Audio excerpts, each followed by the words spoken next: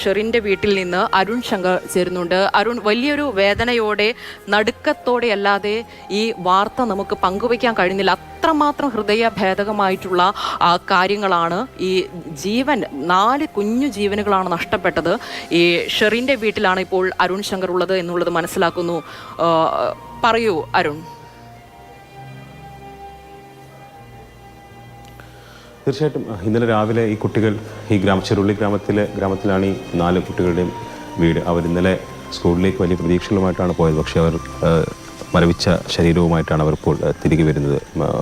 4 പേരുടെയും മൃതദേഹം അല്പസമയത്തിനകം വീടുകളിലേക്ക് എത്തിക്കും. ഞാനിപ്പോൾ നിൽക്കുന്നത് ഇർഫാന ഷെറിൻ്റെ വീട്ടിലാണ്. ഇർഫാന ഷെറിൻ്റെ അമ്മയുടെ മുന്നിൽ വെച്ചായിരുന്നു മകൾ മരണത്തിലേക്ക് പോയത്.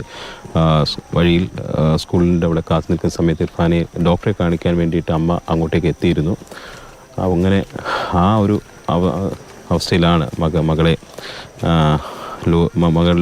മകളിലേക്ക് ലോറി പാഞ്ഞു വന്ന് കയറിയത്. ഇപ്പോൾ ഇർഫാനയുടെ വീട്ടിൽ ഈ മൃതദേഹങ്ങൾ കൊണ്ടുവരും അല്പസമയത്തിനകം എത്തിക്കും. അതിനു വേണ്ടിയുള്ള സജ്ജീകരണങ്ങളൊക്കെ വീട്ടിൽ ചെയ്യുകയാണ്. ഉപ്പയും ഉമ്മയൊക്കെ വീടിനകത്തുണ്ട്. ഉപ്പയുടെ സഹോദരങ്ങളൊക്കെ അടുത്തടുത്താണ് താമസിക്കുന്നത്. അപ്പോൾ ഈ മുറ്റത്ത് കൂടി കളിച്ചിരുന്ന ആ പെൺകുട്ടിയുടെ ജീവനറ്റ ശരീരം അല്പസമയത്തിനകം എത്തും. ഈ നാട്ടുകാരൊക്കെ തന്നെ ഇങ്ങോട്ടേക്ക് എത്തുന്നുണ്ട്. നമുക്ക് അവരോടൊക്കെ തന്നെ ഒന്ന് സംസാരിക്കാൻ തോന്നുന്നു. ഈ കുട്ടികളൊക്കെ അടുത്തടുത്താണല്ലേ? എല്ലാം അടുത്താണ്. എല്ലാ കുട്ടികളും അടുത്താണ്. അടുത്തടുത്ത് തന്നെയാണ്. 2 താഴത്ത്, 1 മുകളിൽ, 1 ഇതിൽ. ഇങ്ങനെ 1ാം ക്ലാസ് മുതൽ ഒരുമിച്ച് പഠിച്ചാണ്? മദ്രസ കാലം മുതൽ തന്നെ ഒരുമിച്ചായിരുന്നു? ഒന്നിച്ച് പഠിച്ചാണ്. അത് ഡിവിഷനുകൾ മാറുന്നു മാത്രം. 8ാം ക്ലാസ്സിൽ നിന്ന് അങ്ങോട്ടും ഡിവിഷനുകൾ A, B അങ്ങനെ മാറുന്നുള്ളൂ. തുടങ്ങിയ സൗഹൃദം കുട്ടികളിലെ? അതെ, ഇത് എൻ്റെ കുട്ടീൻ്റെ അല്ല. അതെ, മദ്രസയിൽ നിന്ന് കൂടിയ സൗഹൃദം തന്നെ. അവർ മദ്രസ പണ്ടകാലം മുതൽ തുടങ്ങിയ സൗഹൃദമാണ്. ആ സൗഹൃദം അവരെ മരണത്തിലും ഒന്നിപ്പിച്ചു എന്നുള്ളതാണ് ഒരു ആകസ്മികത. എന്തായാലും നിരവധി ആളുകളാണ്, നാട്ടുകാരുമൊക്കെ ഇങ്ങോട്ടേക്ക് എത്തിക്കൊണ്ടിരിക്കുകയാണ്. അല്പസമയത്തിനകം തന്നെ മൃതദേഹം വീട്ടിലേക്ക് എത്തിക്കും.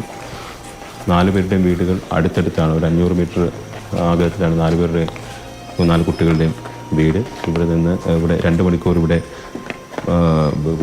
വീടുകളിൽ വെക്കും. അതിനുശേഷം പൊതുദർശനത്തിന് വേണ്ടി കൊണ്ടുപോകും.